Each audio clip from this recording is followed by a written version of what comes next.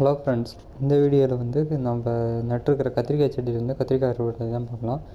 மொத்தம் ஒரு 10 செடியை வச்சுக்கிறேன். எதனால் 10 செடியை மட்டும் வச்சுக்கிறேன்னா, அப்ராக்சிமேட்டாக ஒரு செடிக்கு 2 காய் வைங்க. ஒரு 10 செடிக்கு வந்து 20 காய் ஆச்சுங்களா, அப்படி கணக்கு வச்சு தான் நான் 10 செடி வச்சுக்கிறேன். இதே வந்து எனக்கு ஒரு 3 நாளைக்கு ஒரு தடவை வந்து காய் 1/2 கிலோ 3/4 கிலோ அந்த அளவுக்கு வருது.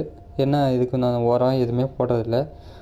வேஸ்ட்டு, காய்கறி வேஸ்ட்டு, அப்புறம் வேறு இந்த மண்புழு உரம் அது மட்டும் போடுறேன். மண்புழு உரம் வந்து ரேராக ஏதாச்சும் கிடச்சா போடுவேன், அவ்வளோதான். காய்கறி வேஸ்ட்டு தான், அதுவும் வந்து நான் பறித்து மூடிடுவேன், அவ்வளோதான். காய் பாருங்கள் எவ்வளோ தான் இருக்குது.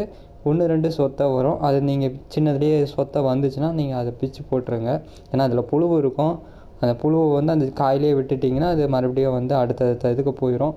அதான் புழு இருந்துச்சுன்னா கிள்ளி போட்டுருங்க. அதே மாதிரி செடியில் இலையில் எங்கேயாச்சும் பூச்சி தென்பட்டாலோ எறும்பு தென்பட்டாலோ அது ரிமூவ் பண்ணுங்க. எறும்பு இருந்துச்சுன்னா அடியில் மருந்து போட்டிங்கன்னா எறும்பு ஏறாது. அதே மாதிரி பூச்சி இருந்துச்சுன்னா அந்த இலையை கிள்ளி போட்டுருங்க. உங்களுக்கு வந்து மேக்ஸிமம் பூச்சி தொல்லை அதிகம் இருக்காது.